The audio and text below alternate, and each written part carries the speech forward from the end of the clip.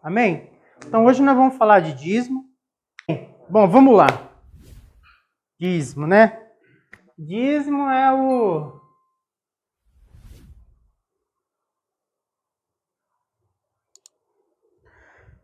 um negócio assim polêmico dentro da igreja, dentro do contexto cristão. Nós temos igrejas que defendem o dízimo com a mesma Bíblia que o outro fala para não dizimar, com a mesma Bíblia. Eu queria entender as pessoas que falam que não precisa dizimar, como é que ele paga IPTU do terreno, como é que ele paga água, força, luz, manutenção do prédio, produto de limpeza, como é que ele faz tudo, mantém um templo aberto, não é? Por mais que o pastor trabalhe, o templo em si, ali o ponto de encontro, ele necessita de cuidados. Precisa de pintura, vai sujar, precisa de limpeza, vai acontecer alguma coisa, vai queimar uma lâmpada. Tem igreja que sobrevive muito bem sem dízimo. Porém, eles ofertam e mantêm o templo. Então, os que defendem que não precisa dizimar, porém a comunidade banca e o templo está em condições, as pessoas estão em condições, amém. Não é? Mas usar a Bíblia e dizer que é antibíblico você dizimar também, eu acho que aí está errado, sabe? Eu penso assim, você não dizima, não dizima. Você não tem fé para dizimar, você não acredita. Porque eu digo assim, que dízimo é uma revelação no coração da pessoa. Então, você não dizima, você não quer dizimar, não dizime e não... Beleza. Mas não influencie uma pessoa que dizima com fé. Porque é a mesma coisa assim, você não quer ir para a igreja e quer tirar quem está lá dentro. Aí você atrai problema para si. Sabe? Por quê? Porque dizimar não é usar uma droga. Ir para a igreja não é usar uma droga, não é beber uma bebida que vai viciar, vai estragar a família, estragar a saúde da pessoa. Então eu penso que a gente precisa, não é? As pessoas, né, precisam discernir no que ela influencia a outra. O que a pessoa está praticando? Está trazendo um mal sobre ela? Então você precisa influenciar contra aquela prática. Mas quantas pessoas que gastavam o seu salário todo com droga, bebida, balada, destruía sua família e começou a ir para a igreja, parou com tudo isso. Aí os familiares, as pessoas, os amigos vão e falam para essa pessoa assim: acha, você vai dizimar? Vai dar dinheiro para pastor? Mas o cara dava o salário inteiro, não era 10%. Ele dava o salário inteiro, ele destruía a família dele inteira com droga, bebida, festas e casa de prostituição. E aí vai os exemplos. E ninguém tirou esse cara dessa vida.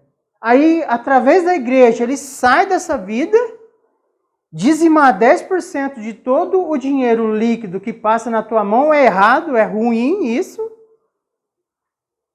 Sabe? Poxa. Tem pessoas que falam assim, eu não vou para a igreja porque eu tenho que dizimar. Existem outras igrejas que não precisam dizimar. Ela sobrevive de outra forma. Diz para essa pessoa aí nessa igreja, e vê se ele vai. Não vai. Não vai. Por quê? Porque quando se diz assim, vem para a igreja, no subconsciente do cara fala assim, eu vou ter que parar de pecar. Eu vou ter que parar de beber. Vou ter que parar de fumar. Eu vou ter que parar de ir para casa de prostituição. eu vou ter que parar de trair minha esposa, eu vou ter que ser o melhor marido, eu vou ter que ser o melhor par. No subconsciente do cara já fala isso. Aí fala assim, não vou não, porque tem que dar dízimo, vou encher a barriga de pastor não, tem um monte de pastor gordo aí, que sei o que lá. Mas Deus sabe o que está no coração da pessoa. Não vou para a igreja não, porque lá não pode depilar, não pode passar batom, usar brinco. Tem a outra igreja ali que deixa você passar batom, usar brinco, roupa curta e depilar. Vai naquela. Vê se vai. Não vai.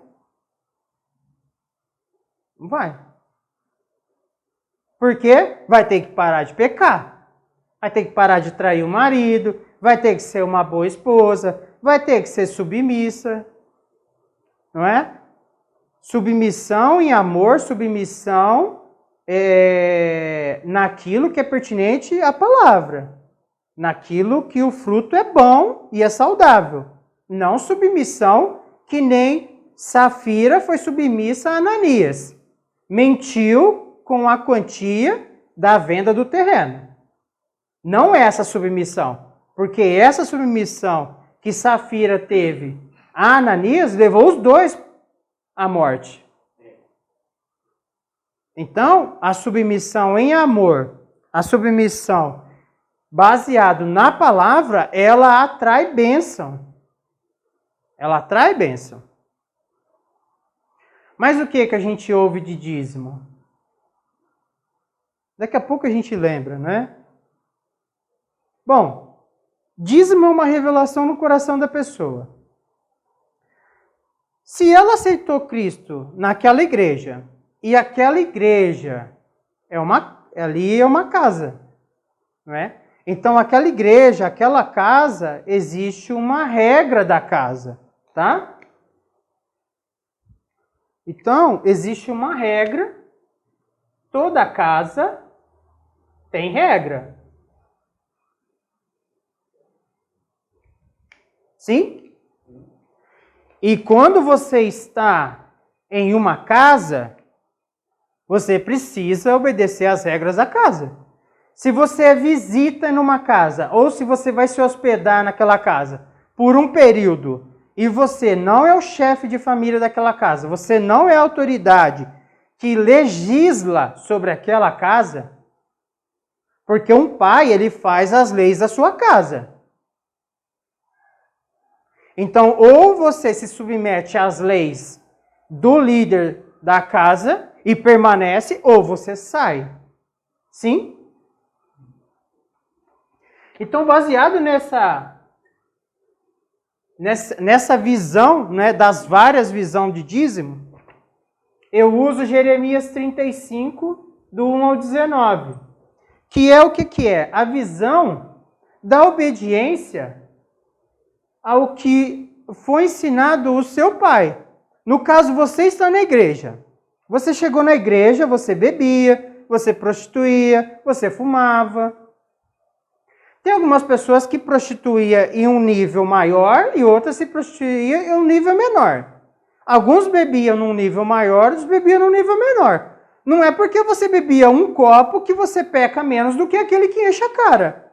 Porque é a mesma bebida. Não, eu uso só um pino por semana. O cara usa 10, 15. Eu não sou igual a ele. Mas você está praticando o mesmo pecado? Então você chega na igreja, tem uma libertação disso. Você tem uma libertação disso e você fala, eu vou ficar nessa igreja. Então você chegou debaixo de uma liderança. Aquela igreja, aquela casa tem regras. Então, ou você se submete às regras e atrai bênção sobre você, ou você não submete às regras e atrai desobediência. E desobediência, rebeldia, não vem coisa boa. Porque você titubeia entre dois senhores. Você fica na casa a hora que você não tem uma outra casa para você estar. Entende? Sabe aqueles filhos, quando o pai vai chamar a atenção, vai corrigir, ele corre para a casa de outro. Hoje fica mais fácil, né? O nosso contexto hoje fica mais fácil. que nem casais divorciados. Sempre tem um que puxa a rédea, traz para o ensino que traz bênção, e existe o outro que solta a rédea, que é o ensino da perdição. Aí quando o filho está nessa casa que puxa a rédea, ele tem comida, roupa lavada, tá tudo harmonioso ali. Mas quando ele faz coisa errada, que ele vê que vai puxar a rédea, ele corre para a casa do outro. Então você titubia entre dois senhores. Quer dizer, eu estou aqui, eu recebi um livramento, eu recebi uma libertação de alguma coisa, a minha vida está melhorando, a minha vida familiar está melhorando, só que quando eu falo assim, a regra da casa impõe dízimo. Aí a pessoa fala assim, mas na outra casa lá diz que não precisa dizimar. Mas você está aqui. Aí fala assim, você está me expulsando? Eu não vou te expulsar. Mas você não atrai bênção, porque você fica entre dois senhores. Porque eu não te pedi todo o seu salário, eu pedi só 10%. E outra, eu não estou pedindo do bruto, estou pedindo do líquido, daquilo que passa na tua mão. Quem dizima do bruto, dizime, continue dizimando. Eu acho mais fácil dizimar do líquido. Eu acho mais fácil. Mas em cima dessa situação aqui, regra da casa, não vamos falar ainda de texto bíblico. Regra da casa, eu invoco o texto de Jeremias 35, do 1 ao 19, eu vou ler para os irmãos. O título lá traz assim, a obediência dos recabitas é dada a Judá como exemplo. Quer dizer, a obediência do povo recabita, essa obediência que vai estar ligada ao pai, ao ensino do pai dele, e esse ensino do pai dos recabitas não é um ensino contrário à palavra de Deus. E Judá está em desobediência a quem? A palavra de Deus. Então Jeremias 35, a partir do verso 1, vai dizer, a palavra que do Senhor veio a Jeremias nos dias de Jeoiaquim, filho de Josias, rei de Judá, dizendo, Jeremias, vai à casa dos recabitas e fala com eles, e leva-os à casa do Senhor, a uma das câmaras, e dá-lhes vinho a beber.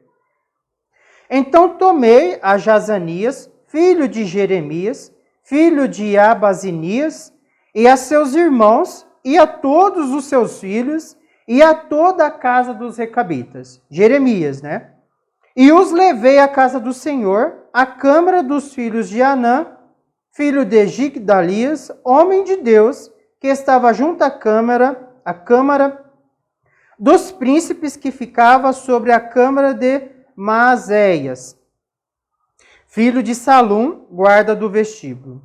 E pus diante dos filhos da casa dos recabitas taças cheias de vinho e copos, e disse-lhes, bebei vinho.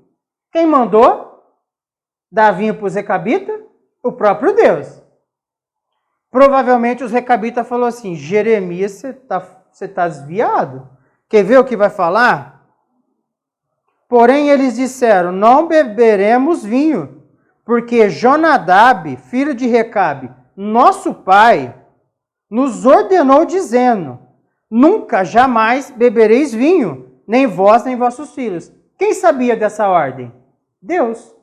E por que Deus mandou Jeremias pegar os caras que obedeciam a ordem do pai, e a ordem do pai não era contra a ordem da palavra? Também continua dizendo, não edificareis casa, nem semeareis semente, nem plantareis vinha, nem a possuireis, mas habitareis em tenda todos os vossos dias, para que vivais muitos dias sobre a face da terra, em que vós andais peregrinando. Obedecemos, olha o que os recabitas estão falando. Obedecemos, pois, a voz de Jonadab, filho de Recabe, nosso pai, em tudo quanto nos ordenou, de maneira que não bebemos vinhos em todos os nossos dias, nem nós, nem nossas mulheres, nem nossos filhos, nem nossas filhas. É pecado beber vinho aqui, nesse contexto? Não é. Porque como que Deus manda Jeremias, que hoje nós temos certeza que é um profeta, que todas as palavras dele não caíram por terra. Ainda manda levar a casa do Senhor e dar vinho ainda para eles. Lá dentro. Não mandou levar ele num quarto escondido, não. Então, quer dizer, não é pecado beber vinho nesse contexto. E até hoje não é pecado beber vinho. O problema é, você bebe uma taça de vinho, mas será que o teu filho vai beber só uma taça? Será que os teus netos vão tomar só uma taça? Será que a tua esposa vai tomar só uma taça? Será que a tua filha vai tomar só uma taça? Então tome cuidado que você semeia na tua casa. Então nós cortamos a bebida, nós cortamos o cigarro, nós cortamos muitas coisas. Por quê? Cuidado que você vai semear na tua casa. Talvez você tenha controle. Mas que família que não tem uma herança na sua árvore genealógica de um que se perdeu em bebida, cigarro, droga? Quem não tem ninguém assim na árvore genealógica? Você vai arriscar pôr isso na tua casa? Entende? Então eu fiz essa observação porque o texto está falando de vinho, não é? Então eu fiz essa observação para que quem veja, não é? Não vai me dar vinho. Não é pecado beber vinho. Cuidado que você vai semear na tua casa. Do vinho pode ir para uma pinga, do vinho pode ir para a cerveja, do vinho pode ir para o uísque, e aí vai. Se perde. Por quê? Você abriu a brecha. Entende? Nem edificamos casas para nossa habitação, nem temos vinha, nem campo, nem semente. Mas habitamos em tendas, e assim obedecemos e fazemos conforme tudo quanto nos ordenou Jonadab, nosso pai. Sucedeu, porém, que subindo Nabucodonosor, rei de Babilônia, a esta terra dissemos: vinde e vamos-nos a Jerusalém por causa dos exércitos dos caldeus e por causa do exército dos sírios. E assim ficamos em Jerusalém. O que eu entendi? Os recabitas estão em Jerusalém por conta de Nabucodonosor, que veio contra Jerusalém. Então, quer dizer, eles estavam em tendas ali nos campos, então Nabucodonosor vem para atacar, vai fazer o cerco, o que eles fazem? Entram para dentro de Jerusalém. Por isso que Jeremias os pega ali dentro dos muros, porque senão eles estariam do lado de fora. Então veio a palavra do Senhor a Jeremias dizendo: assim diz o Senhor dos exércitos, o Deus de Israel: vai e dize aos homens de Judá e aos moradores de Jerusalém, que no contexto são os desobedientes à palavra de Deus. Porventura, nunca aceitareis instrução para ouvirdes a minha palavra? Diz o Senhor. A palavra de Jonadab, filho de Recabe, que ordenou a seus filhos que não bebessem vinho, foram guardadas, pois não beberam até este dia, antes obedeceram o mandamento de seu pai. A mim, porém, que vos tenho falado, madrugando e falando, não me ouviste. Quer dizer que os recabitas obedecem à voz do pai e vocês não obedecem à minha, que é superior. E vos tenho enviado todos os meus servos, os profetas, madrugando e insistindo e dizendo: convertei-vos agora cada um do seu mau caminho e fazei boas as vossas ações e não sigais a outros deuses para servi-los. E assim ficareis na terra que vos dei a vós e a vossos pais. Porém, não inclinastes o vosso ouvido, nem me obedecestes a mim. Visto que os filhos de Jonadab, filho de Recabe, guardaram o mandamento de seu pai, que ele lhes ordenou, mas este povo não me obedeceu. Por isso, assim diz o Senhor, Deus dos exércitos, o Deus de Israel: eis que trarei sobre Judá e sobre todos os moradores de Jerusalém todo o mal que falei contra eles. Pois lhes tenho falado e não ouviram, e clamei a eles e não responderam. E a casa dos recabitas, disse Jeremias: assim diz o Senhor dos exércitos, Deus de Israel: pois que obedecestes ao mandamento de Jonadab, vosso pai, e guardaste todos os seus mandamentos, e fizestes conforme tudo quanto vos ordenou, Portanto, assim diz o Senhor dos Exércitos, Deus de Israel. Nunca faltará homem a Jonadab, filho de Recabe, que esteja na minha presença todos os dias. Note a bênção que recaiu sobre os recabitas pela obediência a seu pai. Na verdade, avô, né? Porque você vê que fala Jonadab, filho de Recabe, não é? Fica assim, voltando, mostrando a árvore genealógica do mandamento de um patriarca. O que redundou? O homem é ele, indiscutivelmente, o homem, e nem, não conheço, que troca sobrenome quando casa. Hoje nós temos a mulher, até algumas mulheres, segurando o sobrenome do pai. Mas a maioria das mulheres, elas tiram o sobrenome porque o nome fica muito grande e é inserido o sobrenome do marido.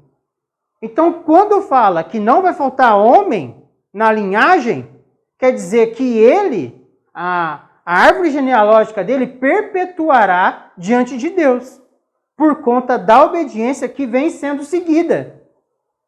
E essa obediência não é uma obediência de morte, é uma obediência de vida. Essa obediência não vai contra a palavra. Então, quer dizer, se você está numa igreja onde o seu líder ali é dízimo, primícia e oferta, você não é obrigado. Você não é obrigado, porque ninguém obriga ninguém, nem Deus obriga nada. Mas você está em desobediência à casa que você está.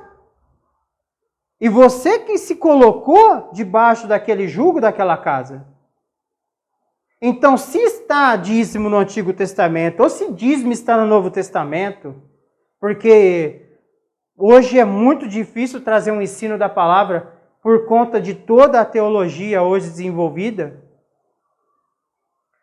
qual que é a ordem da casa que você está?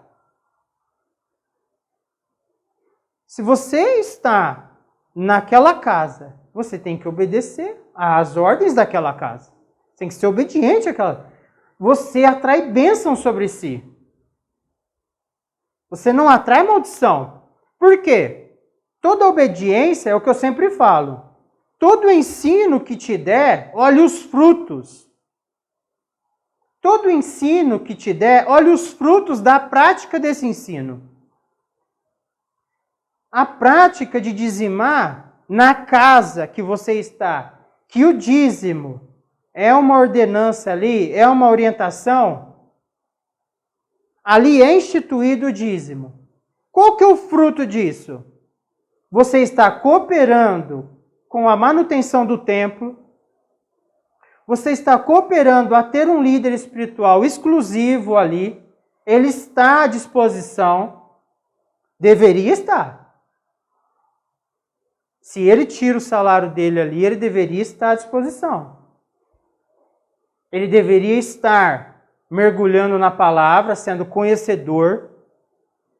Ele deveria estar munido de dons espirituais. Por quê? Porque você está providenciando para ele, na sua fidelidade, condição para tal.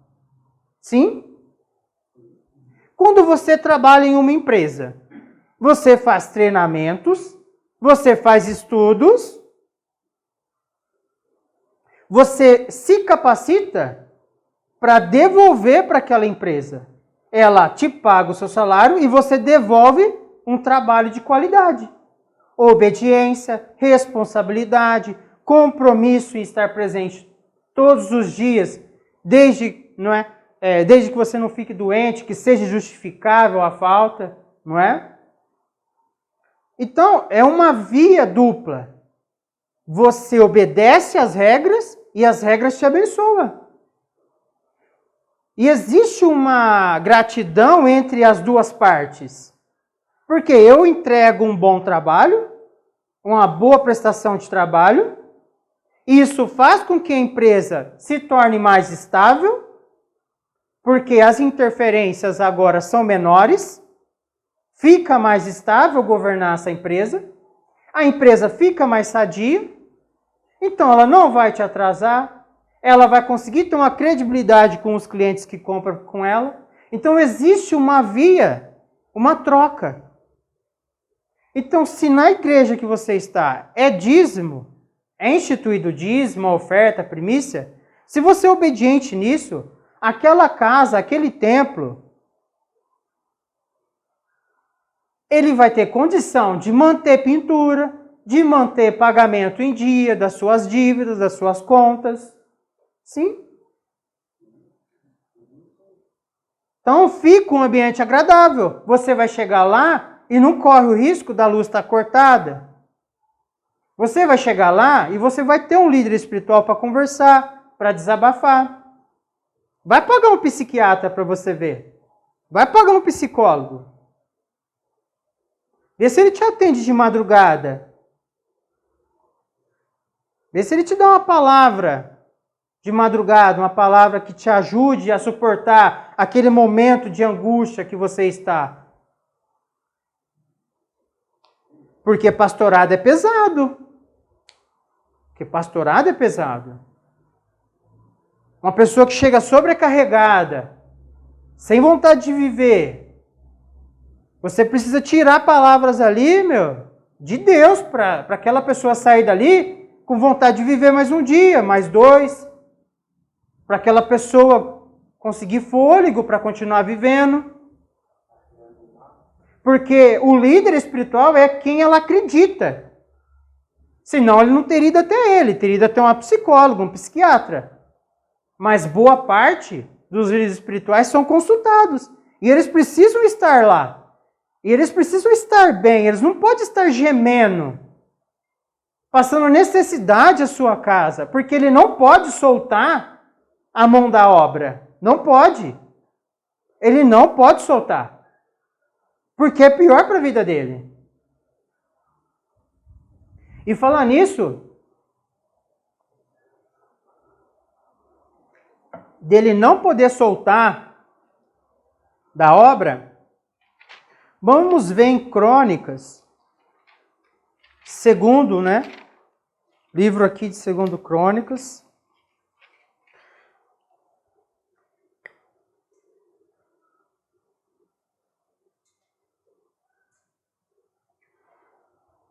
Capítulo 31, verso 10, é a ênfase.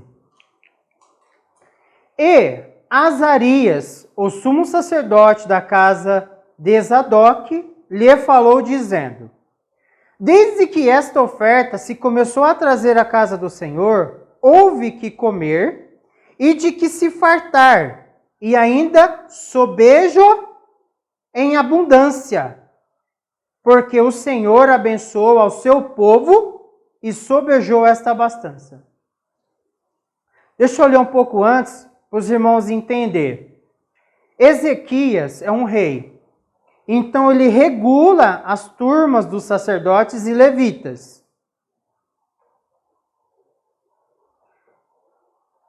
No capítulo 31 começa assim: e acabando tudo isto, todos os israelitas que ali se achavam saíram às cidades de Judá e quebraram as estátuas, cortaram os bosques e derribaram os altos e altares por toda Judá e Benjamim, como também Efraim e Manassés, até que tudo destruíram.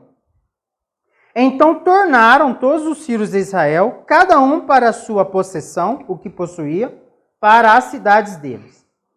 E estabeleceu Ezequias as turmas dos sacerdotes e levitas, segundo as suas turmas, a cada um segundo o seu ministério, aos sacerdotes e levitas para o holocausto e para as ofertas pacíficas, para ministrarem, louvarem, cantarem às portas dos arraiais do Senhor. O que acontece aqui? Ezequias está trazendo o templo, a vida ao templo, porque tinha se perdido.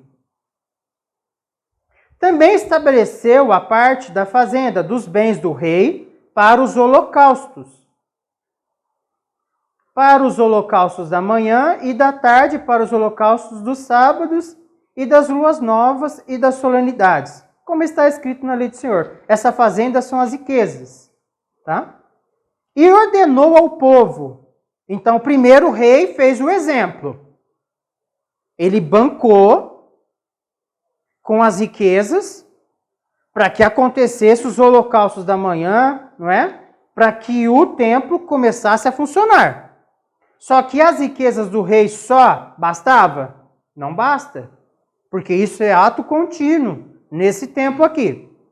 Verso 4 vai continuar. E ordenou ao povo, Ezequias, o rei, aos moradores de Jerusalém, que dessem a parte dos sacerdotes e levitas, que estavam na lei, para que se pudessem dedicar à lei do Senhor. Quem se dedicar à lei do Senhor? Os sacerdotes e os levitas. O templo funcionar. E depois que este dito se divulgou, os filhos de Israel trouxeram muitas primícias de trigo, mosto e azeite e mel, e de toda a novidade do campo. Também os dízimos de tudo trouxeram em abundância. E os filhos de Israel e de Judá, que habitavam nas cidades de Judá, também trouxeram dízimos das vacas e das ovelhas, e dízimos das coisas sagradas que foram consagradas ao Senhor seu Deus, e fizeram muitos montões. No terceiro mês, começaram a fazer os primeiros montões, e no sétimo mês acabaram. Vindo, pois, Ezequias e os príncipes, e vendo aqueles montões, bendisseram ao Senhor e ao seu povo Israel. E perguntou Ezequias aos sacerdotes e aos levitas acerca daqueles montões. E Azarias, o sumo sacerdote da casa de Zadok, lhe falou dizendo: desde que sua oferta se começou a trazer à casa do Senhor, houve que comer e de que se fartar, e ainda sobejo, sobra, em abundância. Os versículos anteriores falam de montões. Porque o Senhor abençoou ao seu povo e sobejou essa abastança. Vocês entenderam como que finaliza esse versículo? Porque o Senhor abençoou o teu povo, por quê? Porque eles colaborou para que o templo tivesse a sua funcionalidade. Porque o povo não reteve o que alimentava o templo. O povo não reteve a parte do Senhor, cuja essa parte o Senhor deu aos sacerdotes e levitas. Aonde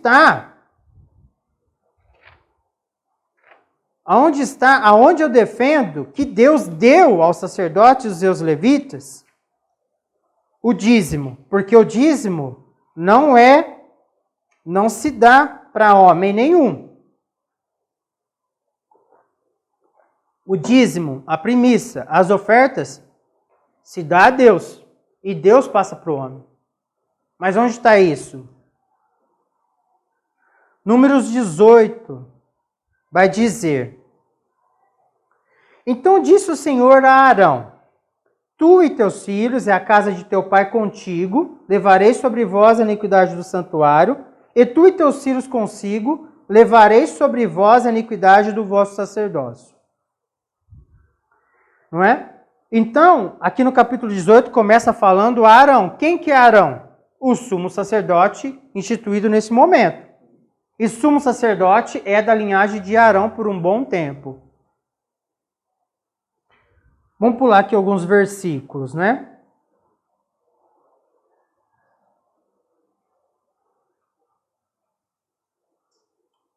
E também farás chegar contigo a teus irmãos, a tribo de Levi. Lembra que eu expliquei sobre a linhagem de Levi?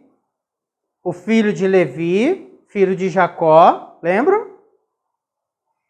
E da linhagem de Levi vai sair as pessoas que servem no templo. E dentre os filhos de Levi vai ter Amrão, pai de Arão, Moisés e Miriam. Então, de Arão, filho de Amrão, filho de Levi, vai sair a linhagem sumo sacerdote. Mas todos os que descendem de Levi, filho de Jacó, são os levitas, inclusive Arão. Porém, Arão, dali para frente, é destacado para as linhagens de sumo sacerdote. E as outras linhagens de Levi são para colaborar no templo. A tribo de teu pai, para que se ajunte a ti e te sirvam. Mas tu e teus filhos contigo estareis perante a tenda do testemunho. E eles farão a tua guarda, a guarda de toda a tenda, mas não se chegarão aos vasos do santuário e ao altar, para que não morram tanto eles como vós. São aquelas separações do santo, santo do santo, e a área externa do tabernáculo. Cada área tem permissão, uma pessoa, uma linhagem. A parte santa já não vem, os outros, a parte santa ali é a parte do sacerdócio e o sumo sacerdote. A parte santíssima já é a parte só do sumo sacerdote e uma vez por ano. Então existem regras para ser obedecida dentro do templo. Vós, pois, farei a guarda do santuário e a guarda do altar, para que não haja outra vez furor sobre os filhos de Israel. E eu, eis que tenho tomado vossos irmãos, os levitas, do meio dos filhos de Israel, a vós são dados em dádiva pelo Senhor, para administrar o ministério da tenda da congregação. No Antigo Testamento, nós temos o tabernáculo. No tabernáculo nós temos sumo sacerdote. Na igreja nós temos sumo sacerdote. Em Hebreus diz que o nosso sumo sacerdote é Cristo,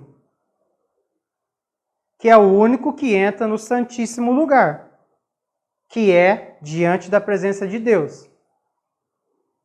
Dentro da igreja nós temos sacerdote? Temos. Temos o pastorado. Você, na tua casa, faz papel de sacerdote.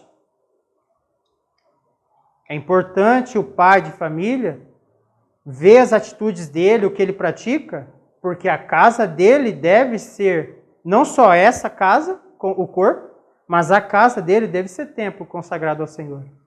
Porque as práticas ali ou invoca a bênção ou invoca a maldição.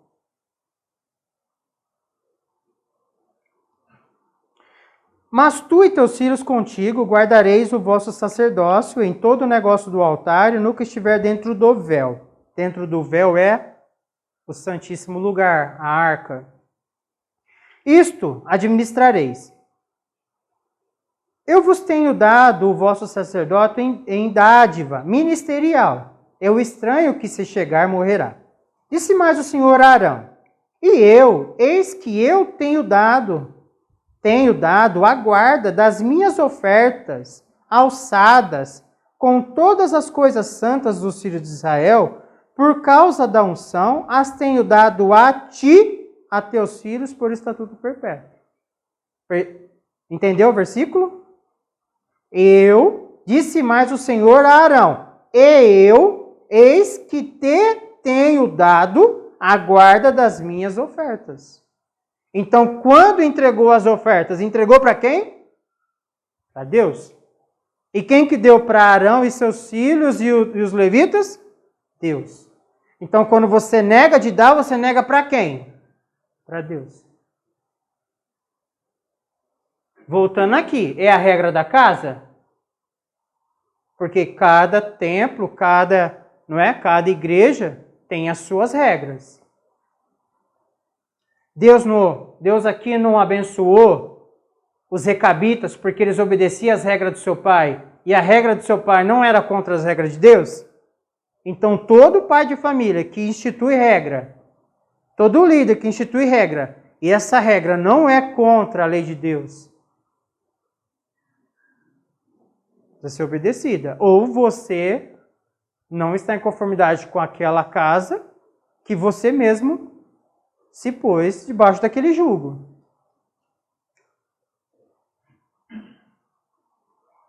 Isto terás das coisas santíssimas do fogo, todas as suas ofertas, com todas as suas ofertas de manjares. e com todas as suas expiações do pecado e com todas as suas expiações da culpa que me restituírem. Serão coisas santíssimas para ti e para teus filhos. No lugar santíssimo o comerás. Todo o varão o comerá, santidade será para ti. Também isto será teu. Também isto será teu. A oferta alçada dos seus dons, com todas as ofertas movidas dos filhos de Israel, a ti e a teus filhos, e a tuas filhas contigo, as tenho dado por estatuto perpétuo. Todo o que tiver limpo na tua casa as comerá. Note que falou todos os que estiver limpo. Permanece sujo quem não se arrepende. Permanece sujo quem quer. Porque o problema não é o pecado, o problema é a continuidade nele, o não arrependimento.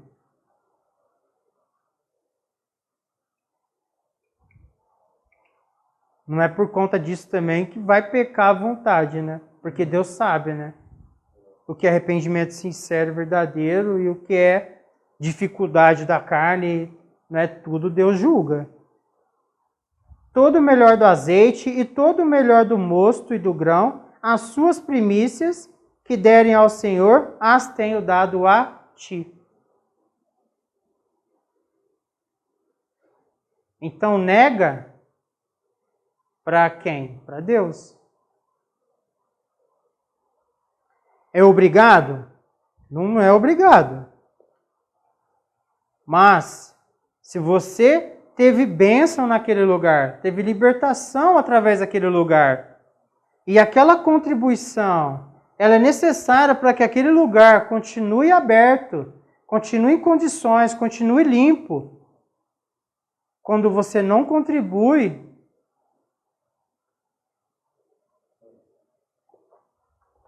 tem que ter consciência da libertação que teve.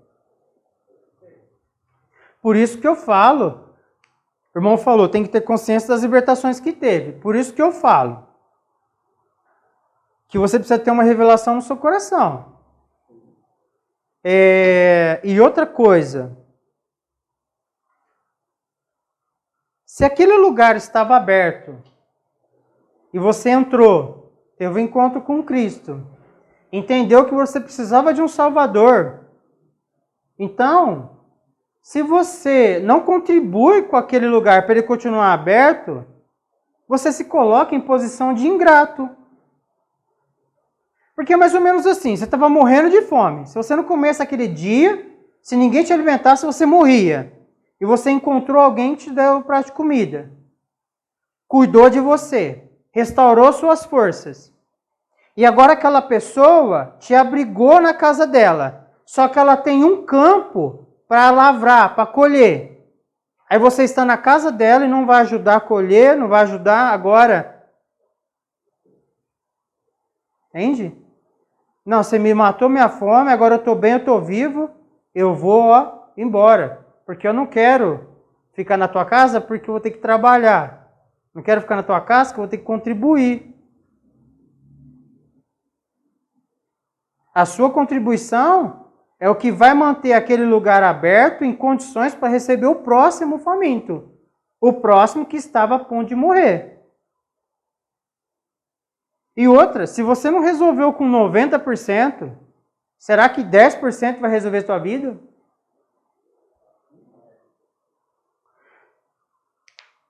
Tem pessoas que chegam ao extremo de falar que dízimo perde salvação. Eu não posso ligar dízimo à salvação. Por quê? Fica bem claro que salvação é pela graça. O que é graça? Favor imerecido. Então, se eu ligar dízimo à salvação, eu estou dizendo que quando eu dizimo, eu pago a minha salvação.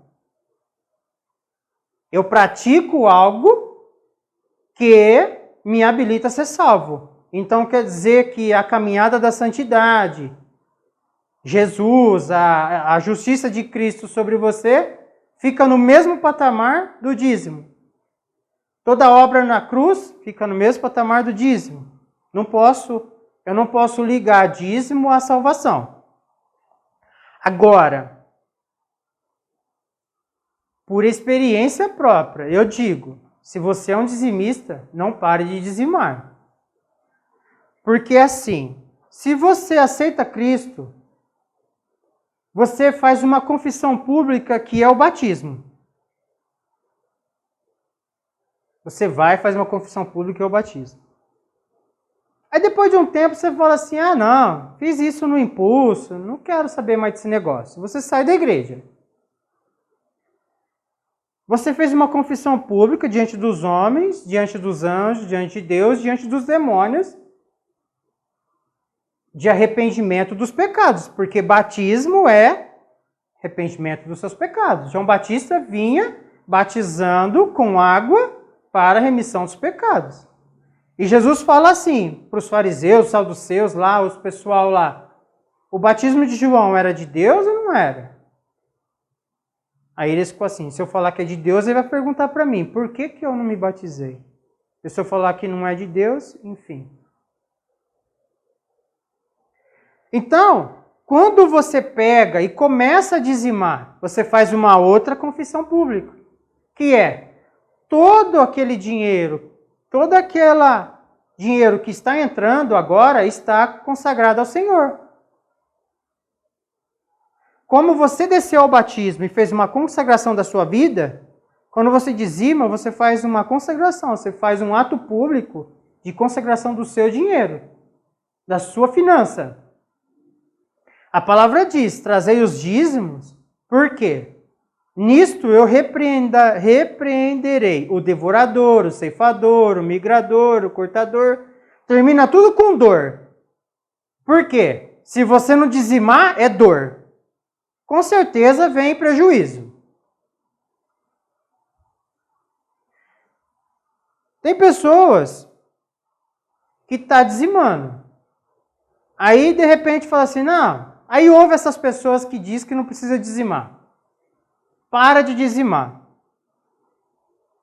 Então, o que acontece? Antes de que ele dizimava, ele tinha força. Ele não parava no bar para beber com amigos. Ele quase não tinha enfermidades na casa dele. Tinha umas enfermidades ou outras. É que nem você tem carro. Você tem que trocar pneu, tem que trocar óleo. Existem alguns gastos, sim? Porém, muitas vezes, dificilmente, não vou falar que todo dizimista nunca vai ficar parado numa pista. Porque tudo é uma questão de como você administra o veículo. Tudo é uma questão de como você cuida da máquina que você está vivendo. Tá? Então eu não posso pôr culpa em Deus se eu não cuido da máquina que eu estou vivendo. Se eu não cuido do meu carro, eu não posso pôr culpa em Deus porque eu vou ficar parado na pista. Por que você não olhou a máquina antes de sair para viajar? Antes de construir uma torre, antes você não senta e faz os cálculos para ver se você consegue terminar, começar e terminar? Antes de você sair para viagem, olha o seu veículo. Não culpe Deus. Se você ficar lá na estrada, pede perdão pelo seu erro, pede uma ajuda, porque é melhor do que ficar blasfemando. Não vai ficar blasfemando em cima do seu erro, que nem o povo no deserto. Ficava toda hora murmurando, era um milagre em cima do outro e uma murmuração que não parava. Meu, quantas vezes jorrou água de rocha, jorrou água não sei da onde, aí chegou aquela situação já depois, lá perto dos 80 anos, que começaram a murmurar que não tinha água, Moisés saiu nervoso e bateu na rocha, você não quer para falar com a rocha. Meu, acaba com a paciência do líder. Dificulta. Não, você pega a tua culpa, você pega a tua falta de fé e joga nas costas do líder. Ah, eu dizimo. Por que acontece isso comigo? Por que acontece aquilo? Meu, o dizimar é uma parte. Você tem que fazer as outras também. Você vai deixar a criança brincando no vento frio, na piscina no vento frio. Aquela criança vai ficar doente. Aí você vai falar assim, uai, falou que se eu dizimasse não ficava ninguém enfermo, não gastava com farmácia, mas poxa, você me pôs a criança para brincar no vento frio na piscina. Vai dar febre mesmo, vai dar gripe a criança, cara. Peraí, você não olha o seu carro, você não cuida do seu carro, agora você está parado no meio da pista, você vai pôr a culpa em mim? Porque o seu carro quebrou? Meu, isso é uma máquina, ela tem desgaste. Ah, queimou lâmpada na minha casa. Meu irmão, isso é item de desgaste. Constrói mal uma casa. Não faz as fundações, não presta atenção. A casa racha, não serve mais para viver. Meu, por que você teve preguiça na hora de fazer os fundamentos da casa? Aí você vai pôr culpa em Deus. Eu sou dizimista fiel, mas... E a tua parte, irmão? E a tua parte? Mas a tua parte eu faço a minha. Hã? Meu, faz a tua parte que Deus faz a dele. Com certeza. Sabe? Faz a tua parte, Deus vai fazer a dele. Com certeza Deus vai fazer a dele. Porque, meu, se tem um negócio que Deus zela, é por fidelidade. Então, o que eu entrei aqui no contexto aqui, que algumas pessoas exageram dizendo que se não dizimar, perde a salvação. Então, eu dei toda essa explicação. Sim? Então, você não vai comprar a salvação com dízimo. Assim como você toma a Santa Ceia, a Santa Ceia é um negócio de vida, né? É uma ordenança que Cristo deixou, não é? Fazer isto em memória de mim até que eu volte. Então, toda vez que você toma a Santa Ceia, você faz em memória de Cristo. Paulo complementa. E o homem avalie-se a si mesmo. O líder espiritual não vai ficar pondo a pessoa na parede, está em pecado, está traindo, está roubando. Pelo amor de Deus, né? Não tem nem condição de fazer isso. A pessoa tem que olhar para si, porque é um momento que você faz em memória de Cristo. É um momento onde você faz em memória daquele momento que Cristo fez com os seus discípulos. Então, o dízimo não está no mesmo patamar. Mas chega quase o mesmo ponto. Se você começou a ser dizimista, continue. Você já começou uma confissão pública. E outra, eu sempre digo, quando você não é dizimista, que você começa, aperta o cinto. No mínimo, 3 meses, o bicho vai apertar para o teu lado, porque o diabo não quer que você dizima. Aí é a hora que você vê que isso atrai bênção. Por que fica tão difícil dizimar? Porque coisas que Satanás ele pode impedir, ele tenta impedir, por quê? Atrai bênção. Mas coisas que não atraem bênção, ele não quer impedir. Satanás impede você de pecar? Satanás quer impedir você de pecar, de roubar? Por que então a sua vida fica difícil se você começa a dizimar? Quer dizer que o diabo não quer você dizimando. E se ele não quer você dizimando, por quê? Com certeza dizimar na cor do diabo, né? Senão ele te ajudava a dizimar.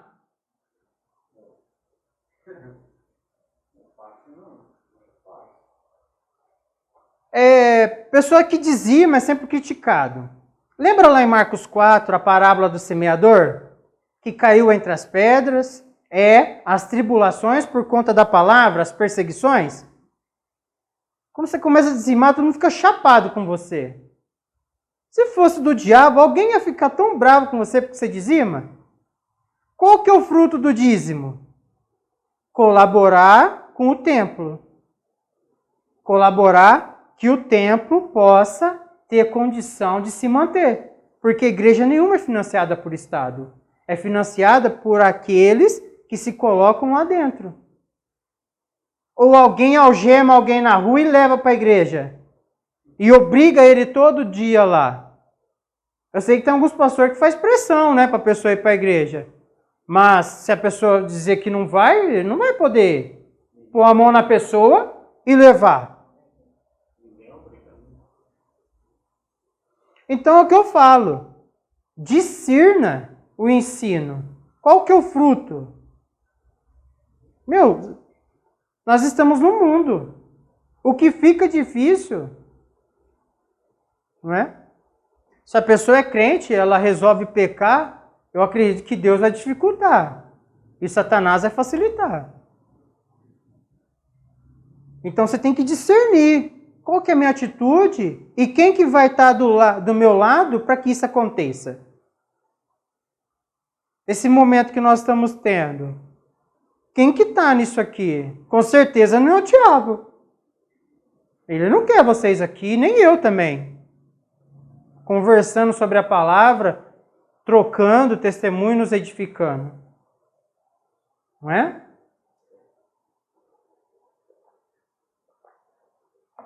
Então, questão de salvação, não posso pôr dízimo.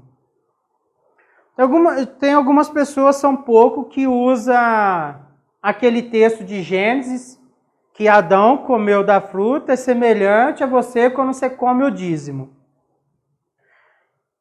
Eu entendo que eu não posso usar esse texto, por quê?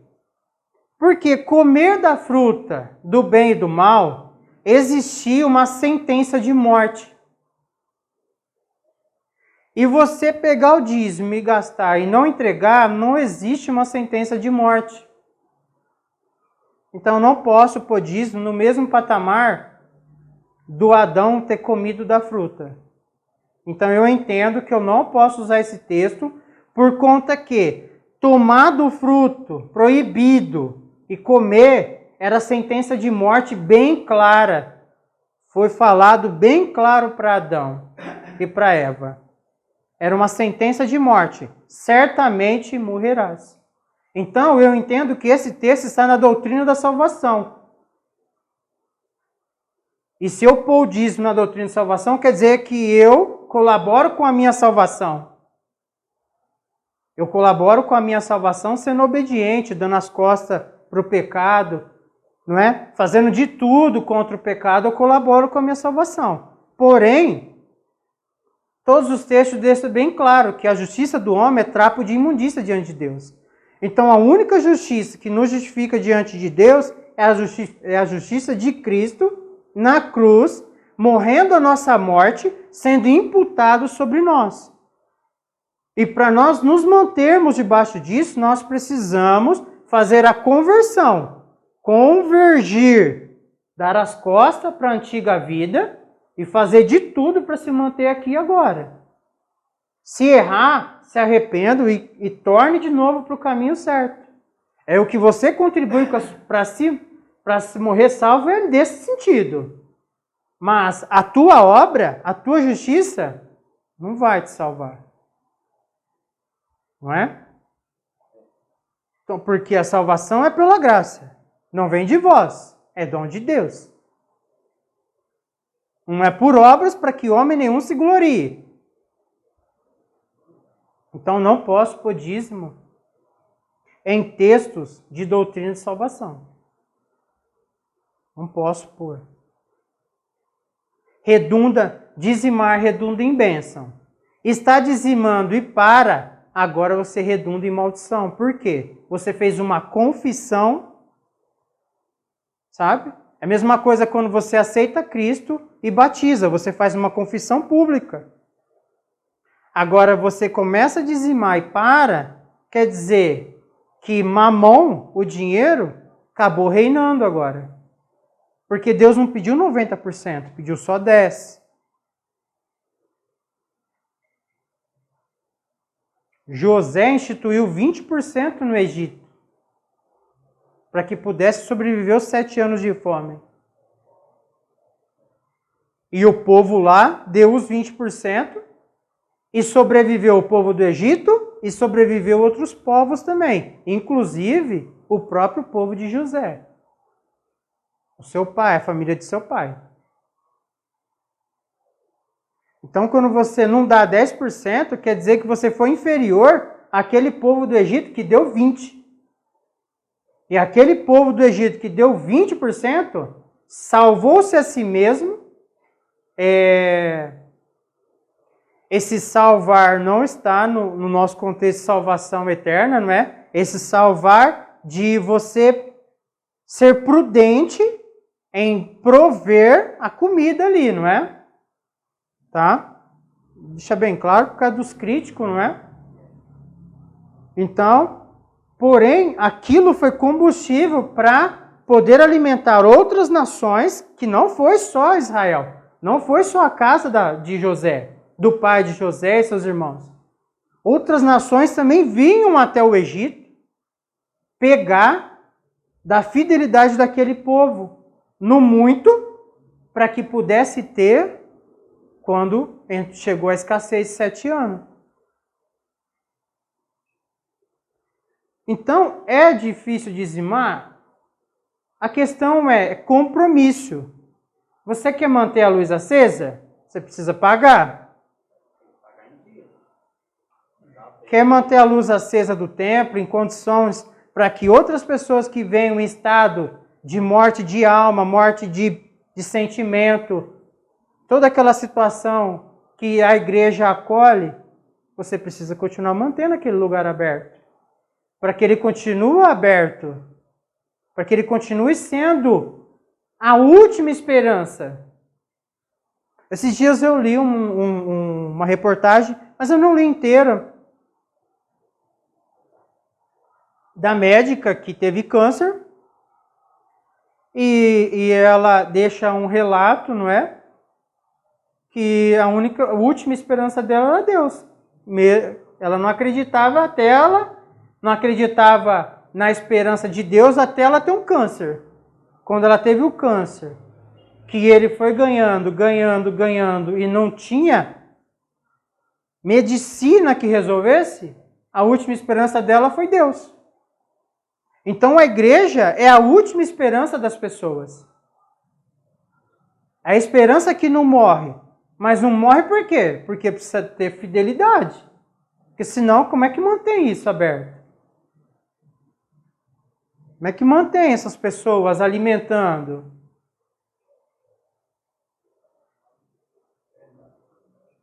Porque um pastor...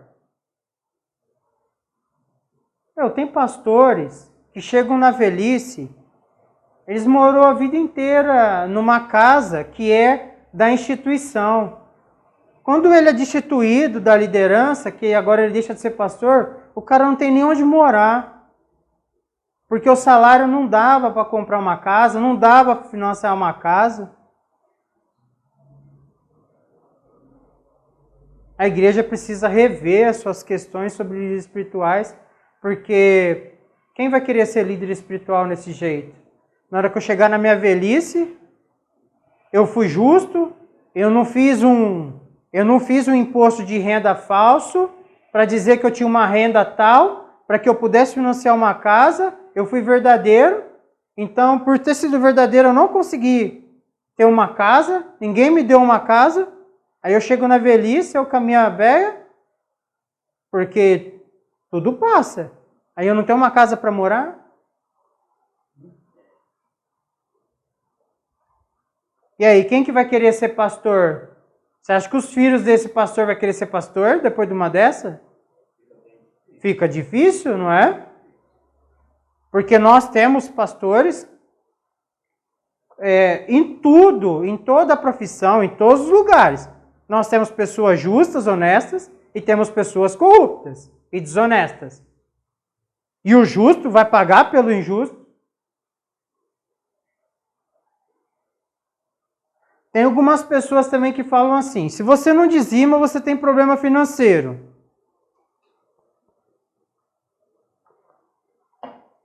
Eu não posso dizer que toda pessoa que tem problema financeiro é porque não está dizimando ou parou de dizimar.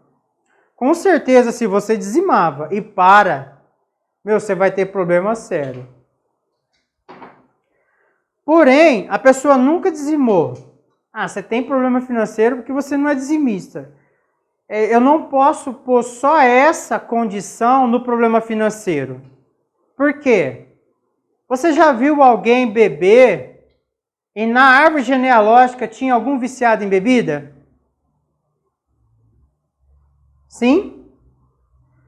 Alguma pessoa viciada em bebida e na árvore genealógica tinha um viciado também. Fumar, e na árvore genealógica tinha um que fumava. Dívidas financeiras também é outra coisa que a pessoa precisa vigiar. Também tem a questão da pessoa. Ah, sou dizimista fiel e não sai do vermelho. Questão hereditária também. Questão também que você também tem que resolver. Coisas naturais se resolve com coisas naturais, filho. Faz a tua parte, Deus faz a dele. A partir do momento que você dizima, Deus fala, eu repreenderei o devorador, o ceifador, enfim. Então, o dízimo em si, ele traz uma proteção que vai te proteger grandemente de prejuízos. Se você tem menos prejuízo ou prejuízo nenhum, automaticamente você começa a ter prosperidade. Concorda? Por quê? Eu não estou perdendo. Se eu conquisto um tijolo ou 2 por mês, no final do ano, no mínimo eu tenho 12, ou se eu conquistei 3 tijolinhos por mês, eu vou ter 36. Enfim.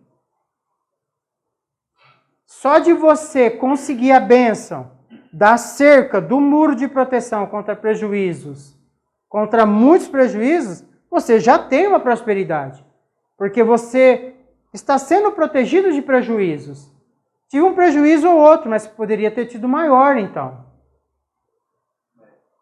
Então você está numa caminhada de prosperidade, só com o dízimo, fora as primícias e as ofertas, que acabam atraindo mais bênção ainda. Cada um oferte conforme está no seu coração, cada um oferte conforme pode. Sou contra esse negócio da pessoa vender a sua única casa, seu único carro e dar na igreja. Agora, tem pessoas que dão uma louca nela e quer fazer isso de todo jeito. Sabe, é difícil, não é? Porque tem pessoas que fizeram isso e atraíram uma grande bênção sobre ele. Mas teve pessoas que fizeram isso e não atraíram bênção.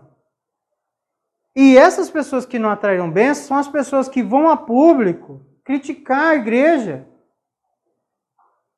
Quer dizer, às vezes fez e Deus visitou o coração, que nem visitou o coração de Caim, e não recebeu. O que Deus falou para Caim? Se fizeres o bem, eu não aceitarei a sua oferta? Ficou bem claro, cara. Ficou bem claro. E o texto deixa bem claro que Abel traz as primícias. Qual que era o problema de Deus aceitar as duas ofertas? Eu não vejo problema de Deus ter aceitado as duas ofertas. Só que os textos deixam bem claro que Abel trouxe das primícias. E Jesus vai falar, Abel o justo.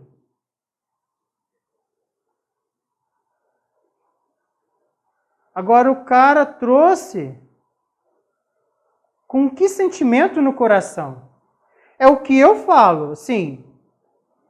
Cada pastor, não é? O pastor da igreja deve falar isso no altar. Mas vamos supor, se eu fosse um pastor de uma igreja, a autoridade, não é? O pastor presidente lá, a autoridade daquela comunidade.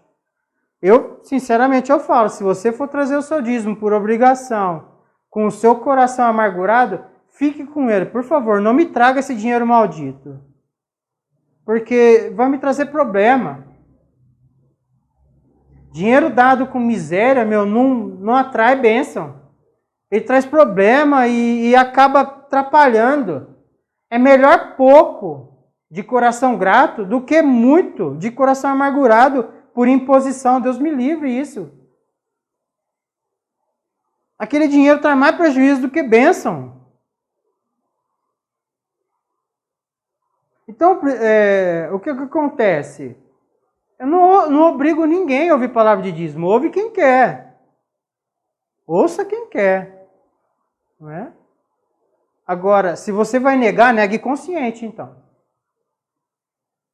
Se você vai negar, então negue consciente, que você está em desobediência. Porque é a regra da casa. E é bíblico também. Não posso dizer que não é bíblico. Está em Hebreus, está em Gênesis. Está na necessidade. Está na necessidade. Como que eu vou manter um templo? Como que eu vou manter luz acesa, água, produto de higiene? Meu, e esse povo gosta de um banheiro, cara. Tem que manter aquilo lá.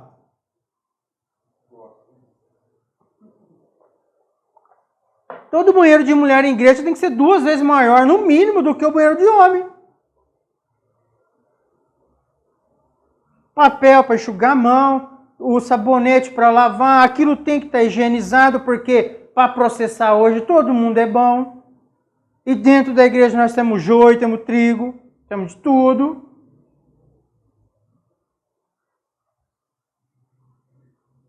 Manter luzes. Ah, eu quero banda. Cara, eu tenho que manter todos esses equipamentos. É mesa de som, é caixa de som, é microfone, é todas as partes da bateria, é todas as partes da guitarra, é todas as partes do violão, ou eu só conserto só uma parte ou outra do violão, da guitarra, da bateria. Hã? E é barato essas coisas, gente? Não é barato. Tem que ensaiar, a luz da igreja vai ser acesa nesses dias, a energia vai ser acesa nesses dias, o banheiro vai ser consumido nesses dias para ensaio. Enfim, vai toda uma estrutura para aquilo se manter. Não, esse mês eu errei. Jesus, segura as pontas aí, porque eu errei e eu vou dizimar as 2 partes no mês que vem. Beleza. Mas não vai chegar no outro mês te acumular, porque aí vai ficar difícil. Porque você deu uma palavra agora nesse mês, no outro você tem que resolver. Sabe? Não, eu tenho um compromisso. Entendeu? Eu errei. Assume seu erro. Palavras sinceras. As pessoas vêm diante de Deus com palavras certas. Eu sou totalmente contra a palavra certa. Principalmente diante de Deus. Chegue com palavras sinceras diante de Deus. Dependendo das palavras, fale só em pensamento. Para o diabo não perceber que ele está conseguindo o que ele quer. Mas palavras sinceras, gente. Deus já sabe tudo. Aí você vai chegar com palavrinhas certas, oração escrita, desenhada. Meu, oração é um negócio sincero, bicho. Se você tiver uma conversa falsa, como que a pessoa vai saber o que você queria realmente conversar com ela? Que nem assim, seu patrão tem algo contra você, algo que você está fazendo que você precisa ser corrigido. Aí o seu patrão chega em você e fala as palavras certas, não fala sincera. Daqui a pouco você é mandado embora. E aí? Você fala assim para ele, por que você não falou para mim que eu estava fazendo errado? Eu ia fazer certo. Mas você vê com palavras certas, não vê palavra sincera para mim? Você tem que vir com palavra sincera, filho. Jesus, não dá, cara, não dá. Para mim não tá bom. Acabou. Ele vai falar assim, ele vai falar para você, não tá bom, não tá, não posso fazer nada, agora não é o momento de resolver, vou falar o quê para você? Nós estávamos conversando aqui antes do irmão chegar sobre relacionamento. O irmão estava falando, né, que tem uma menina aí muito boa, que merece ser feliz, ser feita feliz. Eu falei para ele, irmão, é possível alguém estar descontente em um relacionamento com Deus? É possível Deus estar em falha com alguém estar justamente certo e infeliz em um relacionamento com Deus? Isso mostra que às vezes o relacionamento não está bom, não é pela culpa da outra parte, mas sim pela nossa. Ó. Às vezes nós damos espaço no nosso coração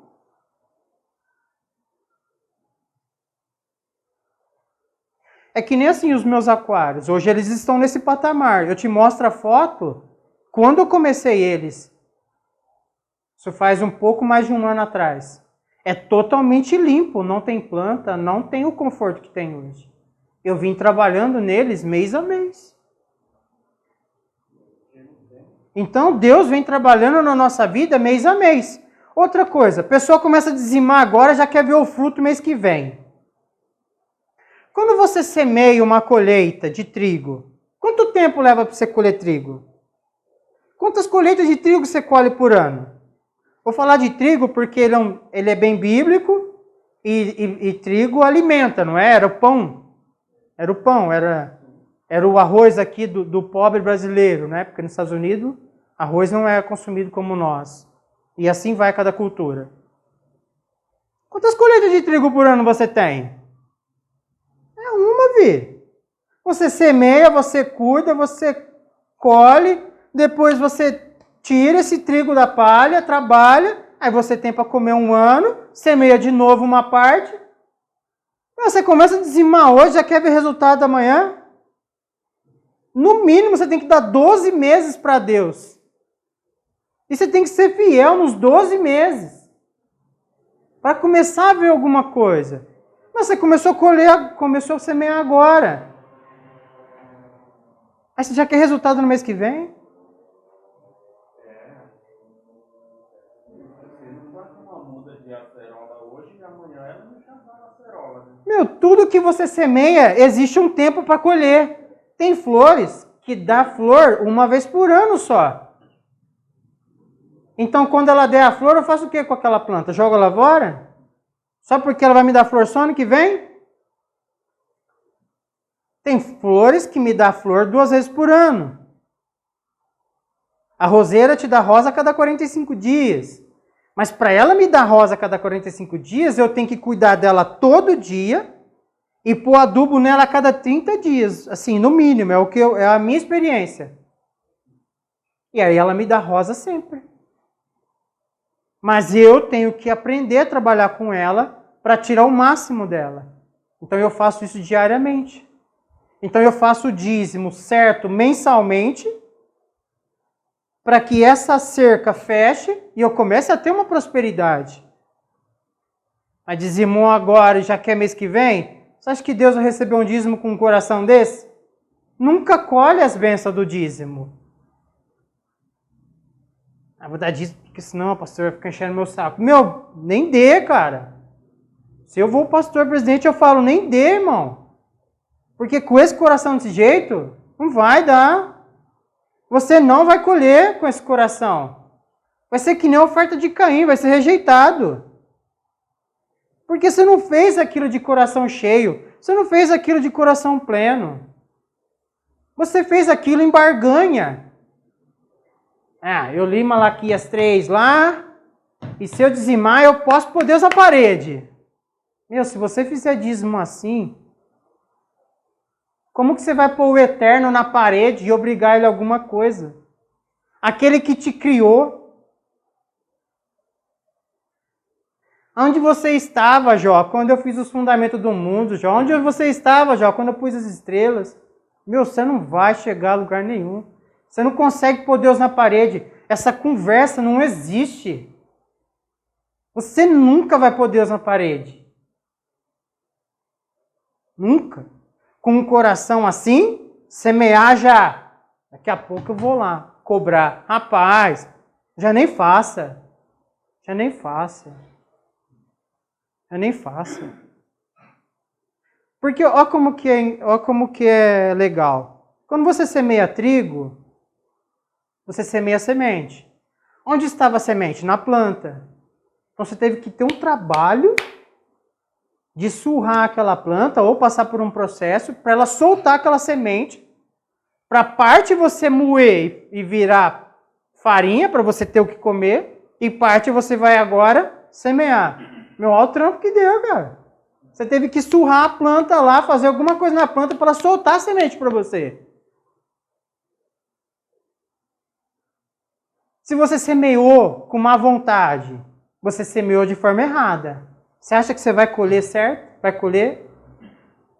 Porque assim, o pouco de experiência que eu tenho, quando você semeia semente, você tem que respeitar a distância. Você não pode pôr essa semente muito funda. E também não posso pôr muito rasa. Porque na superfície o pássaro leva. E muito funda, não germina.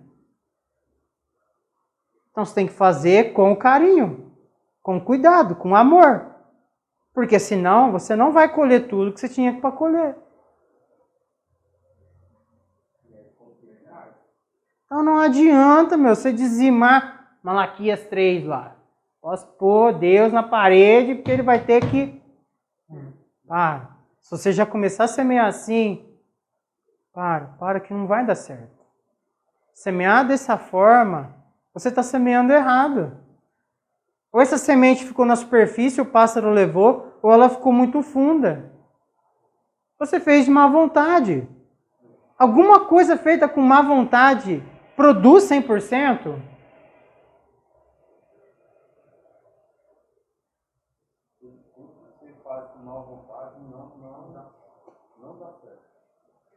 Não dá. É a equação da atmosfera que você fez quando você semeou. Qual que foi a atmosfera ali? Qual que foi quando você semeou? Era isso que estava no coração de Abel quando ele separou das primícias. Um prazer muito grande de chegar diante de Deus e apresentar aquilo. Tinha um prazer muito grande no coração dele de apresentar aquilo. E ele pegou da primícia, ele pegou do melhor. E Deus falou, Caim, se você fizer o bem, eu não aceitarei? Ou existe alguma parte no texto que diz que Deus ia aceitar a oferta só de um? Eu ainda não entendi, eu não li ainda. Que Deus ia aceitar a oferta só de um. Que Deus ia ter que escolher a melhor oferta e aceitar só de um. Quantas ofertas são feitas diariamente com boa vontade e Deus recebe? E quantas ofertas são feitas de má vontade diariamente e Deus não recebe?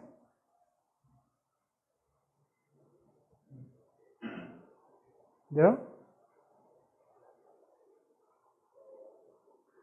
E tem mais alguma coisa aí que os irmãos lembram que as pessoas falam de dízimo? Eu tentei aqui lembrar do máximo possível, assim. Não é certo? Se ele endurecer o coração, não é certo nada. Pessoa de coração duro, se você endurecer o coração para qualquer coisa, nada é certo. Porque se você endurece o coração para ver o fruto daquilo, você nunca vai semear. Se você não abre o coração para entender qual que é o fruto, se eu fizer isso, qual que é o fruto? Entendeu? Se eu estou dando as costas para o pecado hoje, qual que é o fruto disso? Eu estou deixando, primeira coisa, eu estou tendo uma vida melhor. Segunda coisa, eu estou deixando de semear maldição na próxima geração.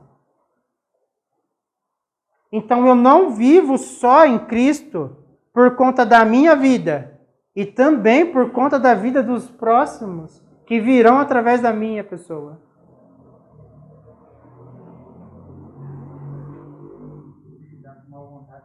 Não. Entendeu? Mas essa pessoa falou assim, eu não vou na igreja porque não é certo dar dízimo. Aí você falou assim, mas então você pode ir para a igreja, que não precisa dar. Você não é obrigado a dar dízimo para ir para a igreja. Assim como não é obrigado deixar de beber para ir para a igreja, deixar de ir para a festa para ir para a igreja. A gente deixa isso tudo porque nem todas as coisas me são lícitas. Quer dizer, nem tudo que eu for praticar vai me dar um fruto bom. Então eu paro de semear na minha casa, paro de semear na minha prole, na minha próxima geração. O que aconteceu aqui em Jeremias? Uma obediência perpetuada, acarretando bênção. Então, quer dizer, a minha obediência, ela não traz só bênção para mim, ela traz bênção para meu filho, agora eu semeando no meu filho, ele vai semear para o neto. E por que foi tão difícil para mim começar? Porque Satanás já viu essa sequência de bênção para frente. E ele não quer isso. Ele não quer. Ele não quer. Ele não quer que você semeie a bênção. Ele quer que você semeie a maldição. Uma transgressão, automaticamente, você se encaixa debaixo da lei e a lei vai te julgar. Agora, se você não transgride, a lei não consegue te pegar e puxar para debaixo dela. Porque a lei, ela não vai poder te julgar sobre em cima de uma coisa que te... A lei diz, não mate. Aí você mata, você cai debaixo dela. Mas se você não mata, você fica fora dela. Ela não te puxa. Ela não consegue te julgar. Então você está livre dela. Entendeu? Entende? Então você só cai debaixo da lei quando você transgride ela. E agora quando você faz algo, porque a lei de Deus ela fala, né? Eu acho que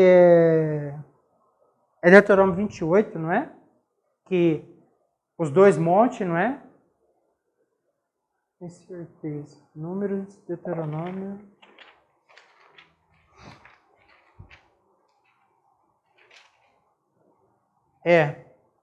O Monte da Bênção, o Monte Gerizim e as bênçãos que serão lançadas no Monte Gerizim, né? Os castigos por desobediências. Aí nós temos dois, né? E Deus dá a resposta. Fica na bênção, fica na obediência. Não vai para a desobediência, não. Deus dá a resposta no final ainda. Não é? Fique com a bênção. Não caiam debaixo da maldição. Não transgridam os mandamentos. Não transgridam as regras.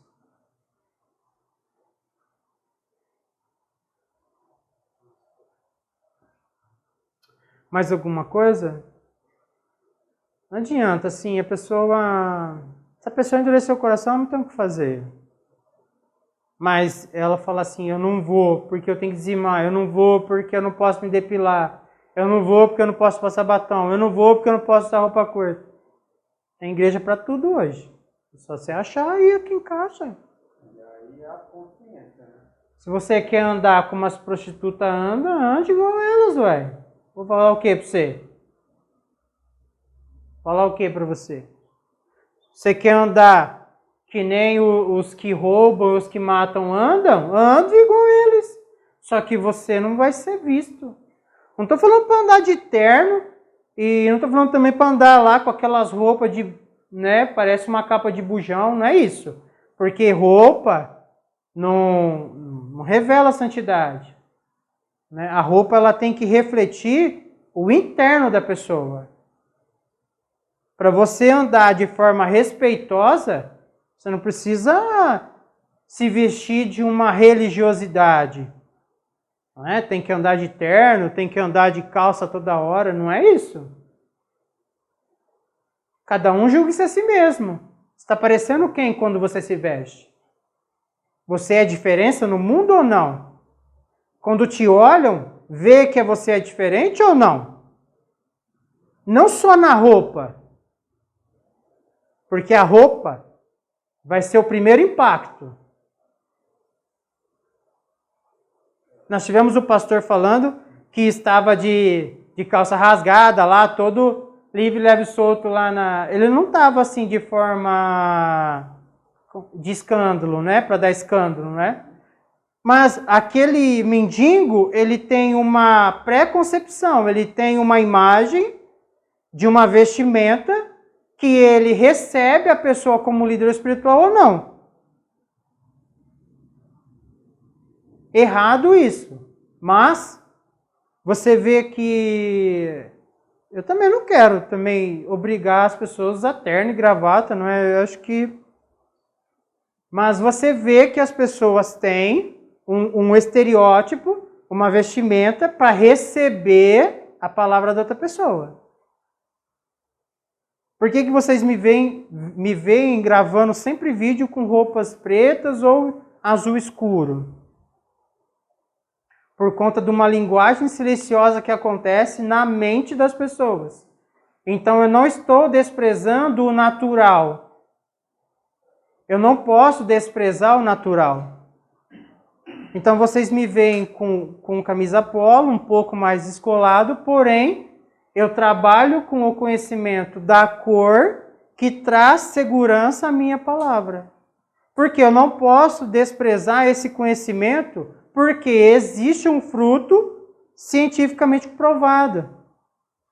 Se eu chegar aqui de bermuda de praia e aquelas camisas havaianas para pregar uma palavra, ela vai ser rejeitada por muitas pessoas, por conta da linguagem silenciosa. Então eu não preciso estar de terno e gravata e uma camisa de manga comprida. Mas eu não posso abrir mão e dispensar todos os alertas que eu já sei para que a palavra seja recebida. Então eu não posso subir no altar de bermuda e chinelo e camisa havaiana. Por quê? Porque eu vou deixar de falar a palavra com unção? Não. Porque isso vai trazer um bloqueio na mente de muitas pessoas e elas não vão receber a palavra. Então eu chamo isso de sacrifício agradável ao Senhor. Eu faço um sacrifício agradável para que eu não bloqueie a mente das pessoas para que elas possam receber a palavra. Então eu não posso trabalhar desconsiderando tudo isso.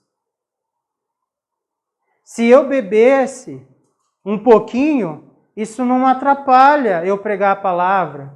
Porém, isso bloqueia muitas pessoas me ouvir e ouvir a palavra de Deus. Tudo isso que nós estamos conversando não estava escrito. E muitas coisas que nós conversamos nos vídeos não está escrito.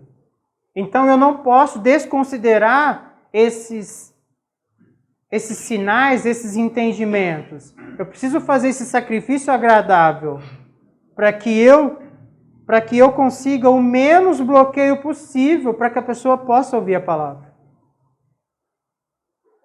Entendeu? Eu não posso desconsiderar a religiosidade na mente das pessoas. Eu não posso. Por quê? É sacrifício agradável ao Senhor eu fazer isso. Um líder espiritual não sai dos ombros dele o pastorado, a liderança. Aonde ele andar, as pessoas vão julgar ele como pastor. Então ele tem que olhar a veste, ele tem que olhar comportamento. É claro que algumas coisas nós nos desprendemos mais fáceis e outras não. Nós batalhamos para nos desprender de algumas coisas. Mas um líder espiritual não adianta ele sair para a rua de qualquer jeito, porque ele vai trazer um bloqueio na mente das pessoas. Então ele faz sacrifício agradável ao Senhor, usando uma roupa e se esforçando bastante para como ele age em público. É um treinamento interno na casa dele. Para quê? Para que menos pessoas possíveis bloqueiem a palavra através da vida dele. Sacrifício agradável ao Senhor. Não muda nada a unção. O que falar nisso? A igreja, há umas décadas atrás, as pessoas de igreja eram vistas assim. Usa um saião, não usa batom, não usa brinco. O cara tá sempre assim de uma camisa social, calça. A igreja era vista assim, com esse estereótipo. Aí, não vou na igreja não, que eu tenho que ficar usando terno, essas coisas. As pessoas abriram igrejas que não usam terno, não usa. Aí o pastor chega todo descolado, sei o quê. Tem pessoas que não vão na igreja dele. Porque ele se veste assim. E tem pessoas que vão na igreja dele porque ele se veste assim.